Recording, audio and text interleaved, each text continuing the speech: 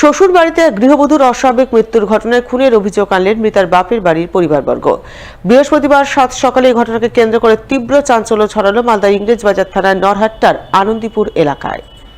জানা গেছে, মৃত গৃহবধূর নাম আমেলি খাতুন, বয়স 24 বছর, বাপের বাড়ি ইংরেজবাজার ব্লকের নরহাট্টা অঞ্চলের দুর্গাপুর গ্রামে। গত 6 বছর আগে তার বিয়ে হয় নরহাট্টার আনন্দীপুর গ্রামের যুবক আজিজুর রহমানের সঙ্গে। বর্তমানে তাদের 4 বছরের এক পুত্র সন্তান রয়েছে। মৃতার বাপের বাড়ির লোকজনেদের বক্তব্য, বিয়ের পর বছর দুয়েক সবকিছু ঠিকঠাকই ছিল, কিন্তু তারপর থেকে পণের দাবি সহ নানান কারণে আজিজুর সহ তার পরিবারের লোকজনেরা মিলে আমেলির উপর শারীরিক ও মানসিক নির্যাতন করতে শুরু করে। এর মধ্যে বৃহস্পতিবার ভোরে তারা খবর পান শ্বশুরবাড়িতে আমেলির অস্বাভাবিক মৃত্যু হয়েছে। এই খবর পেয়ে তারা সঙ্গে সঙ্গে মেয়ের শ্বশুরবাড়ি ছুটে যান। শ্বশুরবাড়ির লোকজনেরা আত্মহত্যার কথা জানালেও সব দেখে শুনে মনে হচ্ছে আমেলি আত্মহত্যা করেনি, তাকে স্বামী সহ শ্বশুরবাড়ির লোকজনেরা শ্বাসরোধ করে হত্যা করেছে। তাই এই ঘটনায় তারা সঠিক বিচার দাবি করছেন এবং অভিযুক্তদের কঠোর শাস্তির দাবি জানাচ্ছেন। শ্বশুরবাড়িতে ছিল, এখন কেন মারলো মানে কিছু অশান্তি হতো, জিনিসপাতি নিয়ে অশান্তি হতো। এবার হওয়ার পরে মীমাংসা করে রাখা যেত, জিনিসপাতিও দেওয়া হয়ে গেছে। এবার কালকে স্বামী স্ত্রী দুজন ফের ঘুরেছে, বাজার করেছে, করার পরে আবার কী হয়েছে না হয়েছে তখন রাত্রে 3:30টার দিকে আমরাকে ফোন করলো। হ্যাঁ, অন্য লোক, বাড়ির লোক না। এবার ফোন করার পরে আমরাকে বললো যে এরকম হয়েছে, আমিরা মারা গেছে। আমরা এসে দেখছি যে মারা গেছে। এবার তখন বাচ্চাটাকে পুছ করলাম, একটা 4 বছরের বাচ্চা আছে।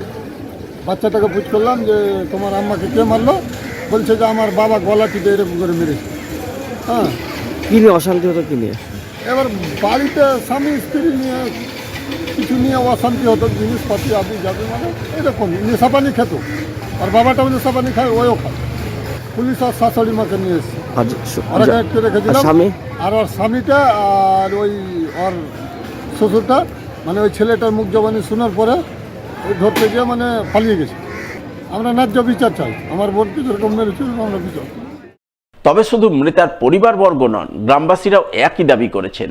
তারাও গোটা ঘটনায় খুনের অনুমান করছেন। ভোর 4টার দিকে খবর পাই যে মেয়েটাকে মারা হয়েছে। আমরা স্পটে দেখলাম সত্যিকারই মেয়েটাকে ফাঁস দিয়ে মারা হয়েছে।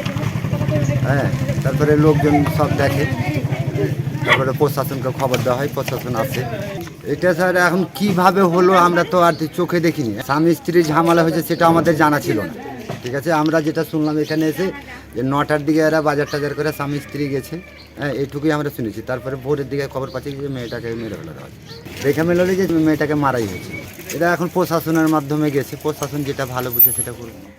এদিকে এই ঘটনার খবর পেয়ে ইংরেজবাজার থানার পুলিশ ঘটনাস্থলে গিয়ে প্রথমে মৃতদেহটি উদ্ধার করে ময়না তদন্তে পাঠায় মালদা মেডিকেল কলেজ হাসপাতালে। পাশাপাশি মৃতার শাশুড়িকে পুলিশ আটক করে এবং পলাতক স্বামী ও শ্বশুরের খোঁজে তদন্ত শুরু করে বলে জানা গেছে। বিপুল পরিমাণ মাদক উদ্ধারে বড়সড় সাফল্য পেল মালদার কালিয়াচক থানার পুলিশ। প্রায় 3 কোটি টাকার মাদক সহ গ্রেপ্তার করল 6 জনকে। জানা গেছে, বৃহস্পতিবার ভোররাতে কালিয়াচক থানার পুলিশ বিশেষ সূত্রে খবর পেয়ে কালিয়াচকের মজমপুরের হারুচক এলাকার বাসিন্দা আব্দুল করিমের বাড়িতে অতর্কিতে অভিযান চালায়।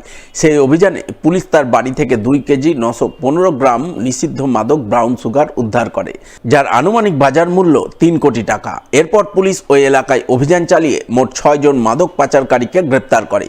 পুলিশ সূত্রে জানা গেছে, ধৃতদের নাম আব্দুর রহমান, সাইদ শেখ, আব্দুল আজিজ, সাইদ শেখ, নাজিম আহমেদ ও রাসেল শেখ। এদের প্রত্যেকের বাড়ি কালিয়াচক থানার মজমপুরের হারুচক এলাকায়। তাদের বয়স 18 বছর থেকে 42 বছরের মধ্যে। পুলিশ তাদের প্রত্যেকের বিরুদ্ধে নির্দিষ্ট ধারায় মামলা রুজু করে এবং এদিনই ধৃতদের 10 দিনের পুলিশি হেফাজত চেয়ে পেশ করে মালদা জেলা আদালতে। অন্যদিকে মাদক পাচারের সময় মালদায় পুলিশের জালে ধরা পড়ল এক মহিলা। পুলিশ সূত্রে জানা গেছে, ধৃত মহিলার নাম ববিতা মণ্ডল, বয়স 35 বছর, বাড়ি কালিয়াচকের জালুয়া বাধাল এলাকায়। তিনি কালিয়াচকের এক মহিলার কাছ থেকে নিষিদ্ধ মাদক ব্রাউন সুগার নিয়ে শিলিগুড়ির চম্পাসারিতে পাচার করতে যাচ্ছিলেন। কলকাতা এসটিএফ মারফত এই খবর পেয়ে মালদা জেলা পুলিশের ক্রাইম মনিটরিং গ্রুপ এবং ইংরেজবাজার থানার পুলিশ যৌথভাবে অভিযান চালিয়ে তাকে পাকড়াও করে। তল্লাশিতে ধৃত মহিলার হেফাজত থেকে উদ্ধার হয় 310 গ্রাম ব্রাউন সুগার, যার আনুমানিক মূল্য 30 লক্ষ টাকা। প্রাথমিক তদন্তে পুলিশের অনুমান ধৃত মহিলা মাদক পাচারকারী হিসাবে কাজ করেন। তাই এই চক্রের পেছনে আর কে বা কারা জড়িত রয়েছে তা খতিয়ে দেখতে পুলিশ তদন্ত শুরু করেছে। বিএসএফ এর পোশাক পরে রাতের অন্ধকারে সীমান্ত এলাকা দিয়ে বাংলাদেশে পশু পাচারের চেষ্টা করছিল 3 সশস্ত্র পাচারকারী, কিন্তু শেষ রক্ষা হয়নি। সীমান্তে সতর্ক নজরদারিতে থাকা বিএসএফ জওয়ানরা পাকড়াও করে ওই পশু পাচারকারীকে। মঙ্গলবার গভীর রাতে এই ঘটনাকে ঘিরে জোর চাঞ্চল্য ছড়ায় মালদার হবিবপুর থানার ভারত বাংলাদেশ সীমান্তের পান্নাপুর বিওপি এলাকায়। জানা গেছে ধৃত পাচারকারীদের বাড়ি মালদার বামনগোলা থানা এলাকায়। এদিন রাত 11:30 নাগাদ তারা বিএসএফ এর পোশাক পরে বাংলাদেশে অবৈধভাবে পশু পাচারের চেষ্টা করছিল।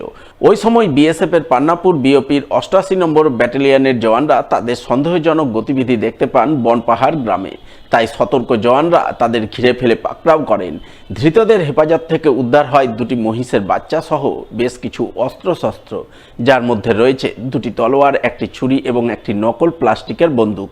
এরপর ধৃত পশু পাচারকারীদের বিএসএফ বুধবার রাতে তুলে দেয় হবিবপুর থানার পুলিশের হাতে। বৃহস্পতিবার পুলিশ ধৃতদের বুলবুলচন্ডী হাসপাতালে মেডিকেল করে পেশ করে মালদা জেলা আদালতে। মালদা শহরে এক বহুতলে চুরির ঘটনায় 2 জনকে গ্রেপ্তার করল ইংরেজবাজার থানার পুলিশ। ধৃতদের কাছ থেকে উদ্ধার হলো চুরির সোনাদানা।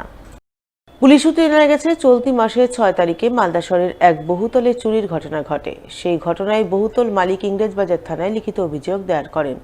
এরপর পুলিশ চুরির ঘটনার সিসিটিভি ফুটেজ সংগ্রহ করে ঘটনার তদন্ত শুরু করে। সেই তদন্তের সাফল্য মেলে বৃহস্পতিবার।